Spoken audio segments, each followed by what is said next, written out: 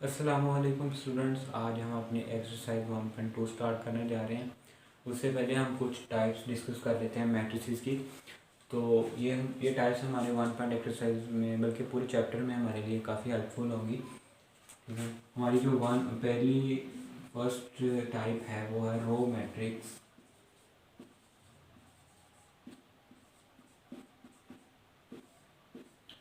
सो students, row matrix क्या है? Row matrix हमने अपनी एक्सरसाइज जो 1.1 है उसमें भी डिस्कस किया था। तो रो मैट्रिक्स क्या है? ये हमारे पास एक मैट्रिक्स दिया गया है 1 2, ये इसकी एंट्रीज हम लिख लेते हैं एलिमेंट्स। ये हमारे पास एक मैट्रिक्स है, ऐसा मैट्रिक्स जिसकी एंट्रीज हॉरिजॉन्टल वे में हो और वो एंट्रीज इनक्लोज बाय ब्रैकेट हो, तो उसको हम क्या कहते हैं? Row matrix. फिर मैं आपको रिपीट कर रहा हूँ कि ऐसी एंट्रीज जो हॉरिजॉन्टल वे में हो और एक रो हो, उसको क्या कहेंगे हम? Row matrix. तो ये देखिए ना, ये जो एंट्रीज हैं इसकी हॉरिजॉन्टल वे में है और एक रो है, तो हम इसको फिर रो मैट्रिक्स कह सकते हैं। ठीक, नेक्स्ट है कॉलम मैट्रिक्स।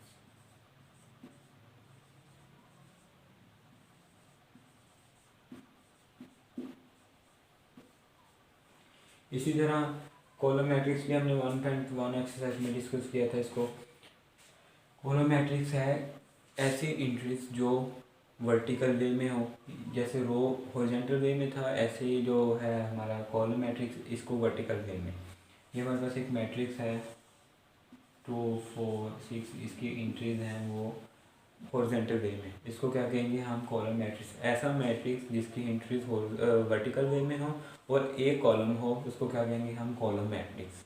ठीक है स्टूडेंट, नेक्स्ट है हमारे पास रेक्टेंगुलर मैट्रिक्स।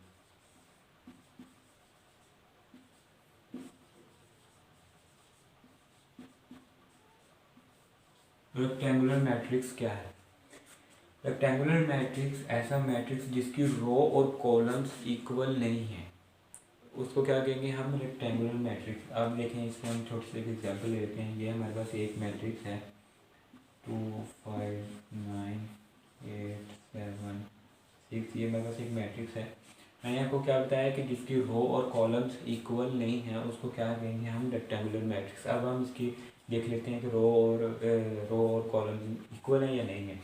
ये हमारे पास रो है, कितनी? दो रो है हमारे पास, रो 1 रो 2, कॉलम 1 कॉलम 2 कॉलम 3। ठीक है, इस तरह देखें तो हॉरिजॉन्टल वे में हमारे पास रो 2 हैं और वर्टिकल वे में देखें तो हमारे पास कॉलम कितने हैं? 3। ठीक है, तो इसके हम ऑर्डर बना लेते हैं, कितने बने? रो 2 कॉलम 3, तो ये बना 2/3 का हमारे पास कॉलम ऑर्डर बन गया।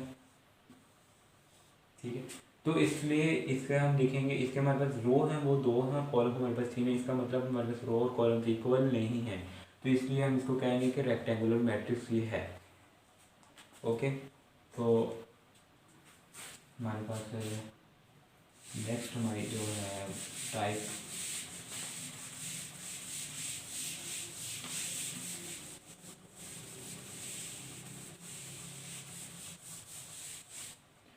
वो है स्क्वायर मैट्रिक्स। फोर्थ टाइप है हमारी।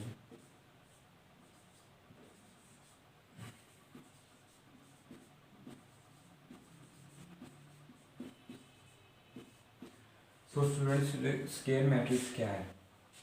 जैसे हमने रेक्टेंगुलर में कहा था कि रो और कॉलम्स इक्वल नहीं होने चाहिए, उसको क्या कहेंगे हम?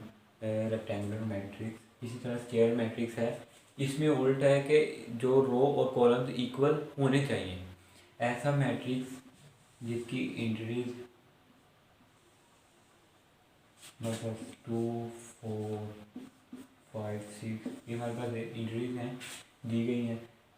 ऐसे जो मैट्रिक्स है जिसकी रोज और कॉलम्स जो हैं वो इक्वल होनी चाहिए। इसमें हम देखते हैं हमारे पास जो रो है और रो 1 रो 2 और कॉलम 1 और कॉलम 2, रो हमारे पास रो भी 2 है और कॉलम भी 2 है। ठीक है, तो इसका हम ऑर्डर क्या बनाएंगे?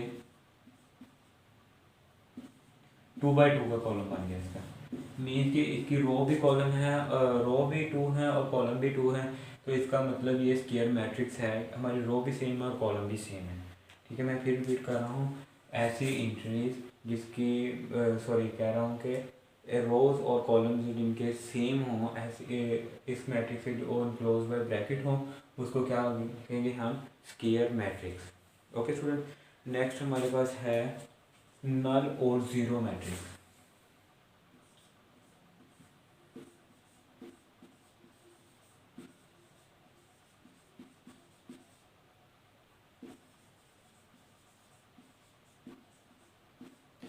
नल और ज़ीरो मैट्रिक्स, ऐसा मैट्रिक्स जिसकी एंट्री ज़ीरो हो, मीन के हमारे पास एक कोई भी मैट्रिक्स दिया गया है, ठीक है, उसकी जो एंट्रीज हैं अंदर हैं एलिमेंट्स हैं वो ज़ीरो हों, उसको हम क्या कहेंगे, नल और ज़ीरो मैट्रिक्स। नल भी कह सकते हैं, ज़ीरो मैट्रिक्स भी कह सकते हैं।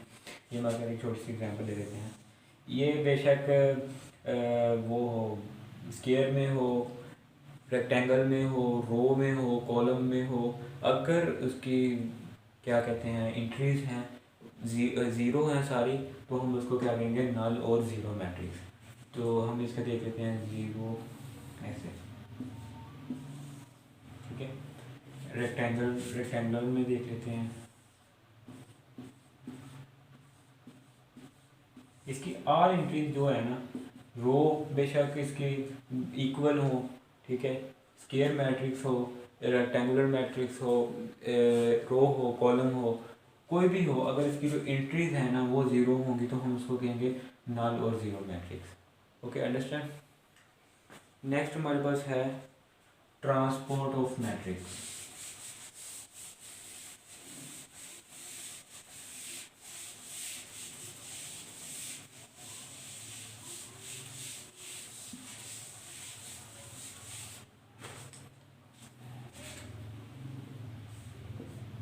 ये थोड़ा सा आपको समझने की ज़रूरत है।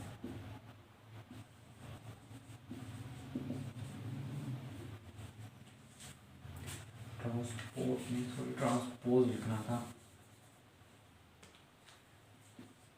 Transpose matrix. ट्रांसपोज मैट्रिक्स ऐसा मैट्रिक्स है जिसकी जो रोज हैं वो कॉलम्स के साथ चेंज हो जाए, ठीक है, जो कॉलम्स होगी, कॉलम्स की जगह होगी वो रोज के साथ चेंज हो जाएगी।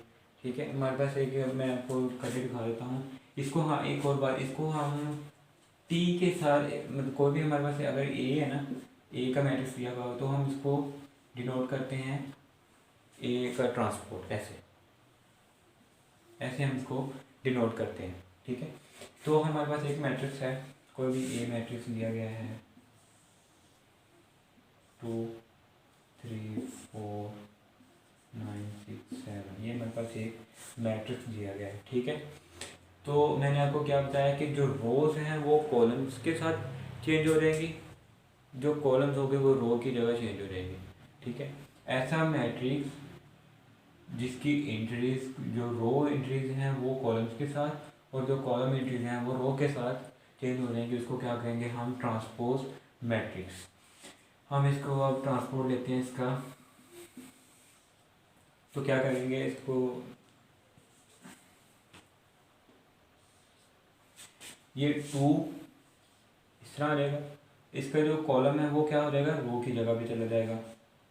ठीक है, इस तरह ये जो कॉलम है वो क्या बन जाएगा, रो की जगह पे आ जाएगा।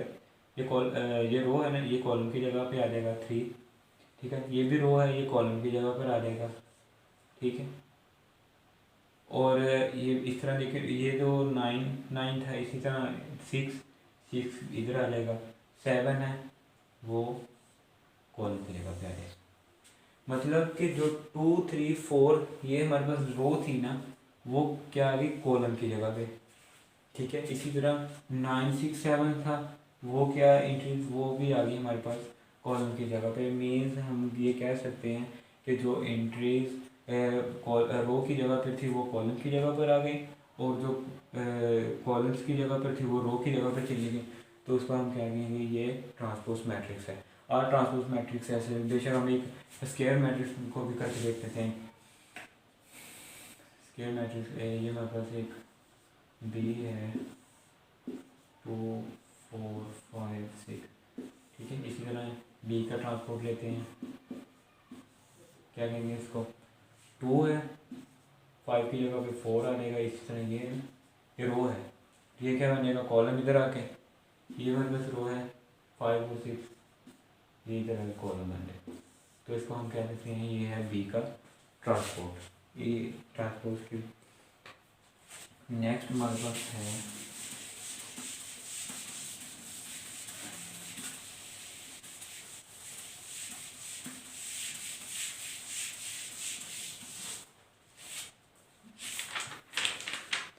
Negative of a matrix.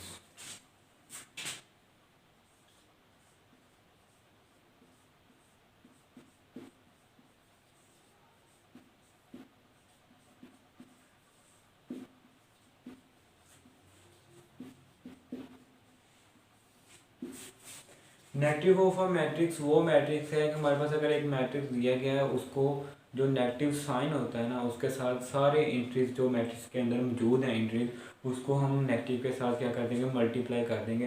तो हम इसको कहेंगे कि ये नेगेटिव ऑफ अ मैट्रिक्स है। हम इसकी एक छोटी सी एग्जाम्पल देख लेते हैं। ये हमारे पास एक केयर मैट्रिक्स है 2 9 6 7, ये हमारे पास एक मैट्रिक्स है। इसको हम क्या करेंगे, नेगेटिव से मल्टीप्लाई कर देंगे। तो हम इसको कहेंगे नेगेटिव ऑफ अ मैट्रिक्स। ए को हम मल्टीप्लाई करते हैं माइनस के साथ, तो इसके साथ इधर भी हम क्या करेंगे, मल्टीप्लाई करेंगे सारी एंट्रीज को। अब ये जो नेगेटिव साइन है, इसको तमाम एंट्रीज के साथ अंदर मल्टीप्लाई कर देंगे। क्या बनेगा, -2 -9 -6 -7। ये हमारे पास है नेगेटिव ऑफ अ मैट्रिक्स आ गया।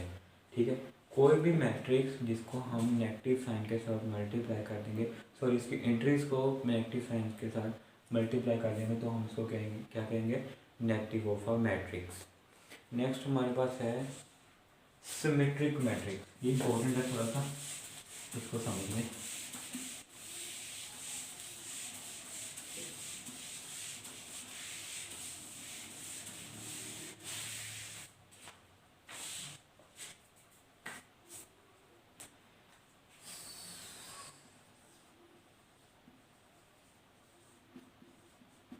सिमेट्रिक मैट्रिक्स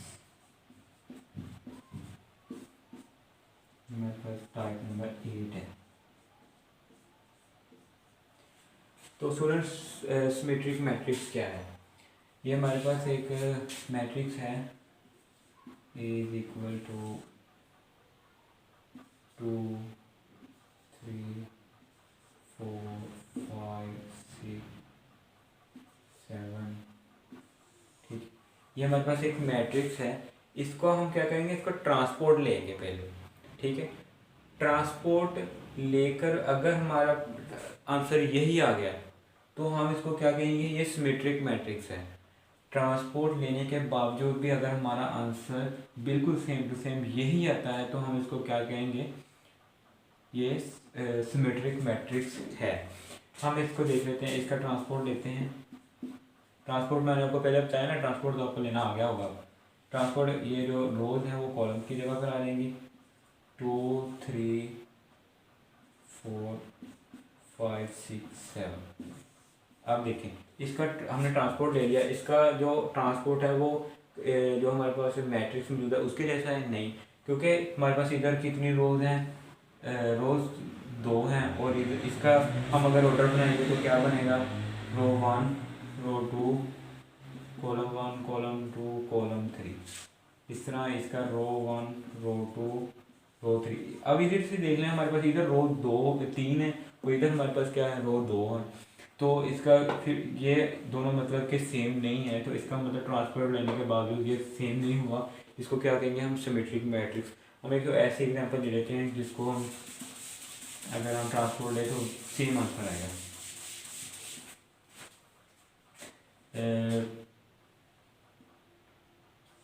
2 4 9, ये हमारे पास एक मैट्रिक्स है।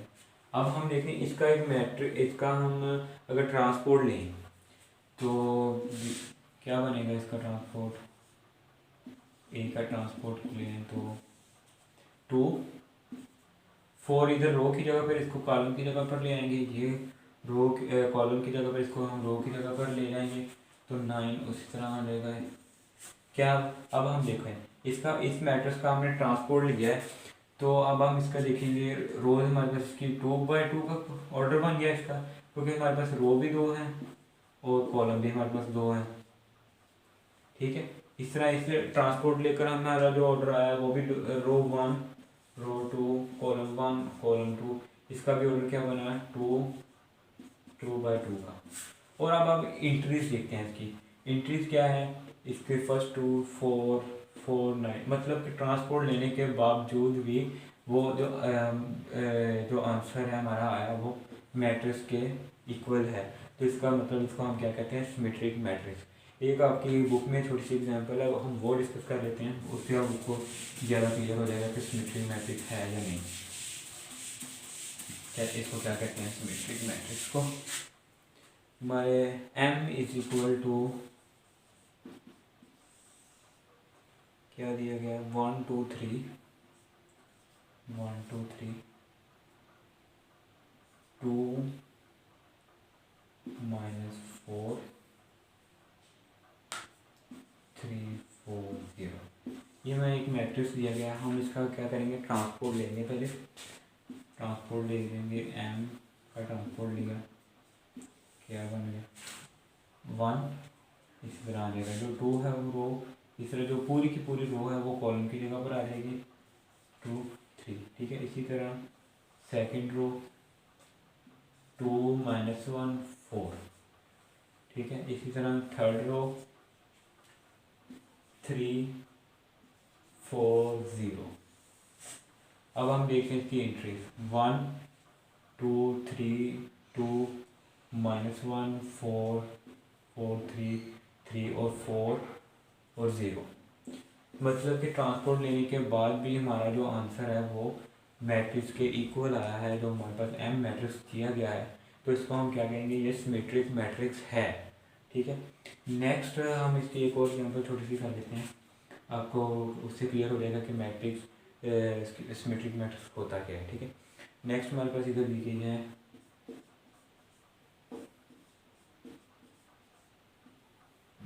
A इज इक्वल टू 2 1 3 -1 2 2 3 1 3, ये हमारे पास एक मैट्रिक्स है, इसको हम क्या करेंगे इसका ए का ट्रांसपोर्ट ले लेंगे। ठीक है, जो पूरी की पूरी रो है वो कॉलम की जगह पर आ जाएगी 2 1 3, इसी तरह -1 2 2, ये पूरी जो रो हम कॉलम की जगह पर ले ली, इस तरह ये 3 1 3। ओके स्टूडेंट्स, ये हम आप देखेंगे इसका जो हमारा ट्रांसपोर्ट आया है वो ए मैट्रिक्स के इक्वल है या नहीं। इसका टू फर्स्ट एंट्री सेम है, सेकंड नहीं, इसका मतलब इधर ही जो ये वाली जो एंट्री है वो ही सेम नहीं हुई, तो हम बिल्कुल सेम एंट्रीज जो हमारे पास मैट्रिक्स गिवन होगा उसके इक्वल होगी, तो हम इसको कहेंगे ये सिमेट्रिक मैट्रिक्स है ट्रांसपोर्ट लेने के बाद। ठीक है, अगर ट्रांसपोर्ट लेने के बाद हमारी जो एंट्रीज हैं वो गिवन मैट्रिक्स के इक्वल होंगी तो हम इसको क्या कहेंगे सिमेट्रिक मैट्रिक्स। तो हम अब इसको देखेंगे ये मतलब कि इक्वल नहीं है, तो इसको हम क्या कहेंगे A is equal to A not equal to symmetric matrix.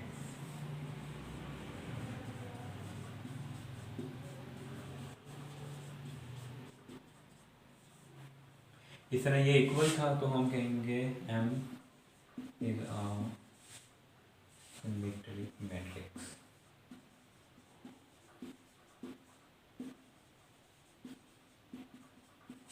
Okay student, मैं एक दफ़ा फिर रिपीट कर देता हूँ, ऐसा मैट्रिक्स जिसका ट्रांसपोर्ट लेने के बाद उसकी एंट्रीज हैं जो वो गिवन मैट्रिक्स के इक्वल होंगी तो हम उसको क्या कहेंगे सिमेट्रिक मैट्रिक्स। ओके स्टूडेंट्स, आज हमने अपनी 8 टाइप्स जो हैं मैट्रिक्स की वो डिस्कस की हैं, तो नेक्स्ट हमारी 4 टाइप्स रह गई हैं, तो हम उसको एक्सरसाइज के साथ इंशाल्लाह डिस्कस कर लेंगे। तो आपने इसको अच्छी तरह, अगर किसी भी टाइप्स की आपको समझ ना आए तो हम मुझे अपने कमेंट्स में बता देना, तो इंशाल्लाह मैं आपको वो दोबारा क्लियर कर दूँगा। उसके लिए अल्लाह हाफिज़, थैंक यू वेरी मच।